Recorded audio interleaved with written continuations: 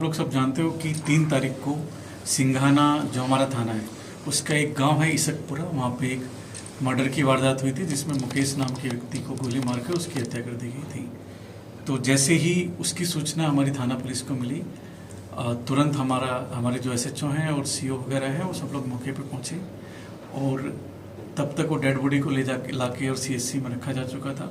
तो जैसे ही सबकी सूचना मिली, हमारे द्वारा विशेष टीमों का गठन किया गया। कई टीमें हमने अपने कई एसएचओज और कई सीओज को इस पूरी घटना के खुलासे में लगाया हुआ था।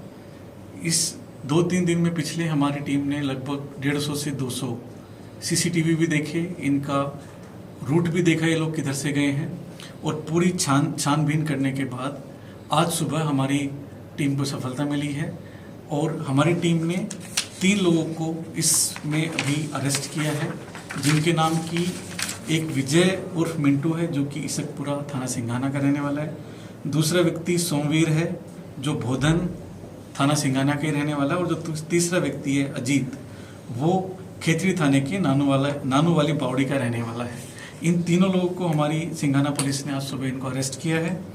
इसमें जो विजय सिंह है जो मेन मुलजिम है जिसने की गोली चलाई थी, उसके 7 मुकदमे हैं, पहले भी ये जेल में गया है और कुछ दिन पहले ही ये जेल से छूट के आया है।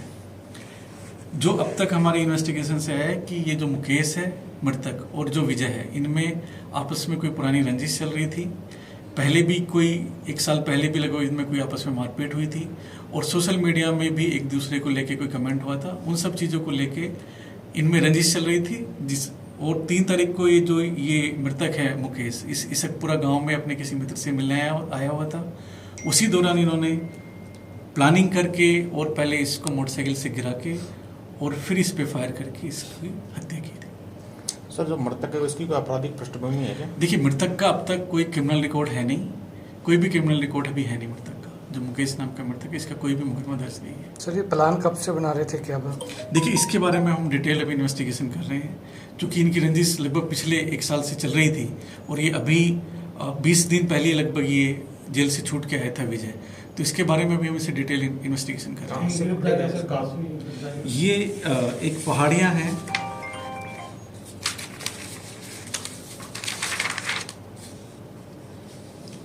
एक गांव है पास में ही, लगभग 10 किलोमीटर है वहाँ से, इसकपुरा से भैंसाव तक कला, वहाँ की पहाड़ियों से इनकी गिरफ्तारी की है। ये वहीं पे फरारी काट रहे थे क्या? ये अलग अलग जगह फरारी काट रहे थे। ये लगातार इधर उधर इनका जाना हो रहा था, नीम का थाना की तरफ भी था, सिकर की तरफ भी था।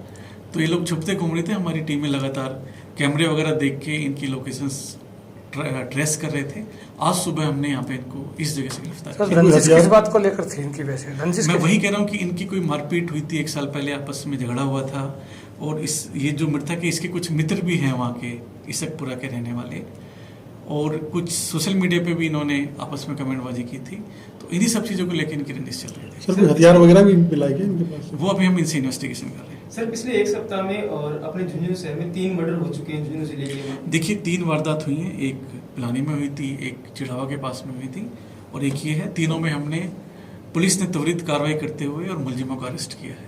सर, अक्टूबर में डेनिस बावरी हत्याकांड हुआ था जिसमें मनदीप उर्फ मदिया जो हार्डकोर अपराधी था उसे अभी तक गिरफ्तार नहीं किया गया, उसके बारे में आप बताइए। देखिए, अभी भी पुलिस मुख्यालय की तरफ से एक अभियान चल रहा है जिसमें हत्या या और जो जघन्य अपराध हैं उसमें किसी भी तरह के वांछित जो अपराधी हैं उनको पकड़ा जाना है।